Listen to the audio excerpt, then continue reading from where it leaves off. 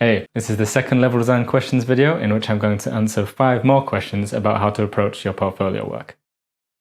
Question number 1 is, what is the best way to present my level design work on my portfolio website? One of the most common problems that I see in level design portfolios is that they're often just a bunch of static screenshots of empty environments. And the problem with that is that you're mostly seeing environment art and not any kind of interactive experience. If I was the lead level designer at the game studio that you're applying to, and all I see in your portfolio is screenshots of empty environments, it would make me worry about 2 things. First of all, I'd worry that maybe you don't know the difference between level design and environment art, and you might be an environment artist who likes to work on things that look good rather than creating interactive experiences, in which case you're kind of applying for the wrong job. Second of all, even if I know that you're a level designer and I know that you're creating interactive work, it's impossible for me to know whether it's any good or for me to form an opinion about it based on screenshots. So my main piece of advice would be to show gameplay videos of your levels and not just screenshots of the environments. That way we can see your work in motion, with all the gameplay going on, all the creative decisions you've made, and all viewed from the player's perspective, which is much more useful. Question number 2 is, do group projects look better than solo ones in my portfolio? It's quite common these days that student portfolios feature a lot of group projects, because this is often how a lot of university courses work. This is yet another challenge for level designers wanting to get into the industry, because group projects at university are not always the best kind of platforms for a level designer to show their skills. I'd say there are 2 main things to bear in mind when it comes to group projects.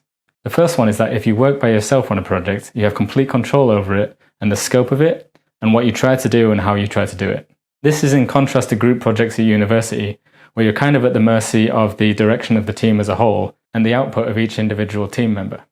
The second thing to bear in mind with group projects is that when you show them in your portfolio, sometimes it can be hard for somebody else to see exactly what you did on that project versus what other people in the team did.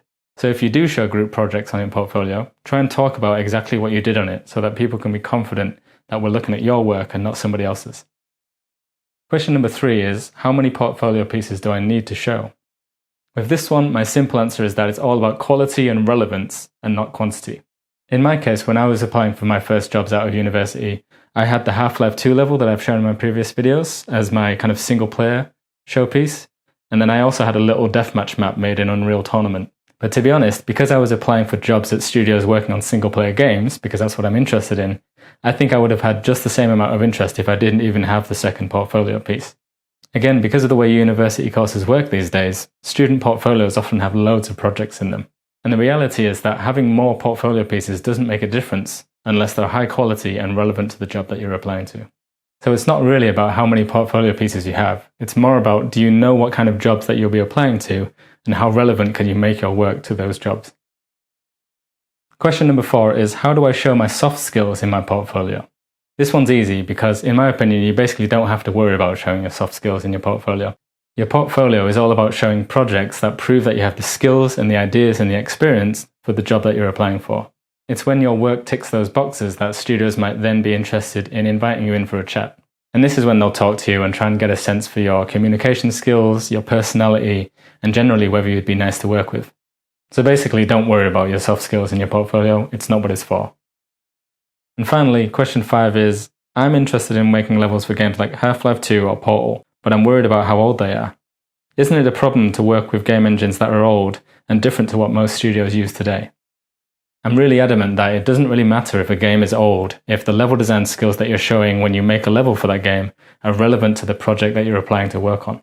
In my case, for example, my Half-Life 2 level didn't just help me get my first job in the industry, it also helped me get my second and third jobs, because my second job was working on Bulletstorm, which is this kind of bonkers first-person shooter with a lot of scripted content, and my Half-Life 2 level showed that I could do first-person shooter levels with lots of scripted content.